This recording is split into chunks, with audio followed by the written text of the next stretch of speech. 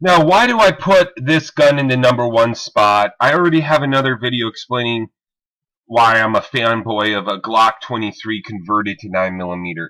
But the handgun should be in the #1 spot because it is the only gun that you can conceal and then pull it out real quick, both effectively and legally. So if you're in an SHTF scenario and you're walking around some crowded area with your AR-15 on, you're going to get targeted by people, and that's that.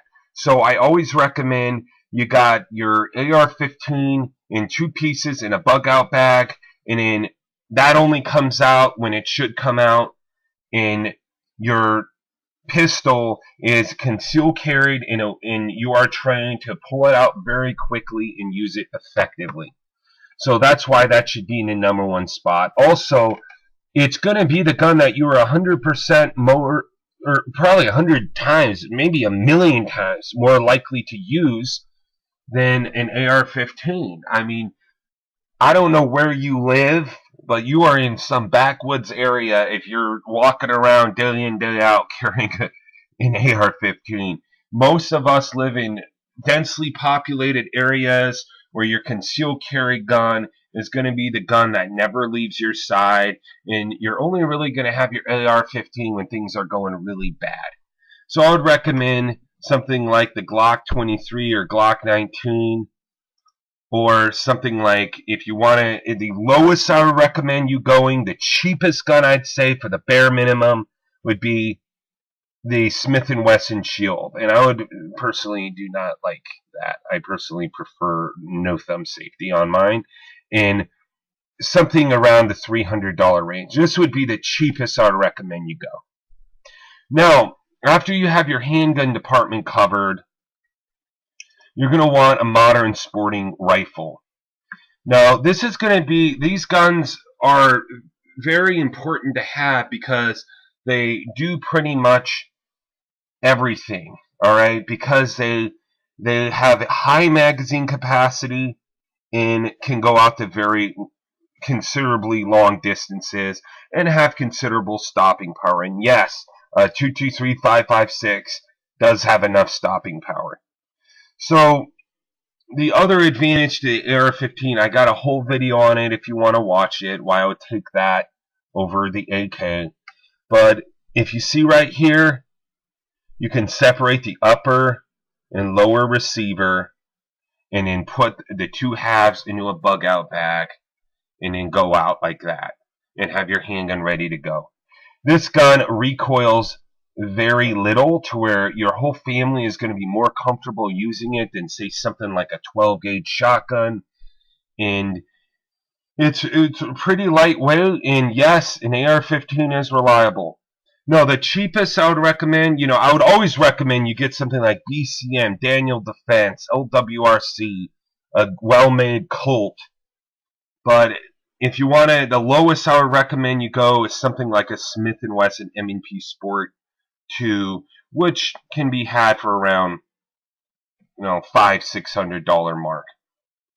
Now, if these are the only 2 guns you own, I would recommend just getting backups to these 2 categories of guns. But if you have certain skill sets to where you can go out to a very long distance, then guess what? Buy a gun that can do that. I would recommend something 308 and above. Now, the next category is going to be the shotgun, and this is going to be like in the #4 spot. There's a lot of reasons why I would say you could just not have a shotgun at all. I mean, you can do stuff with a rifle that you can't really do with a shotgun, because a shotgun is going to be limited on range as far as how far that round can go. And a lot of 12 gauges, they're going to kick a lot. They can't really be collapsible, and you can't really pull it apart and fit it into a bug-out bag. Yes, they make ones with folding stocks, but they're usually either poorly made or uncomfortable. The shotgun basically is great for closer range stuff and for hunting. But unless you're in like a very restrictive area and this is the best thing you could have, or you plan on going to a very restrictive area, the shotgun definitely you might not need it at all. 100% you might not need it at all. And if you do want one, 500, 870, those are the two that I recommend because of how common they are. Now, in the number 5 spot is rimfire. So rimfire is going to actually be very deadly, but it's really dependent on shot placement, and it doesn't really have like the immediate stopping power that a 5.56 9mm technically and shotgun would have. But it's a great utility gun because you can buy them cheap, you can buy the ammo cheap, and the ammunition takes up a very small space. That's the other thing about these shotguns. 25 rounds of 12 gauge, I can fit 200 rounds of 5.56 ammo in the same area and around 500 rounds of 22 ammo in the same area. So you can either get something like a 1022, which has been tried and true. I've personally had some problems with those. I'm really wondering if this gun, which takes the 1022 magazine, might be a good alternative because it is bolt action, maybe more reliable.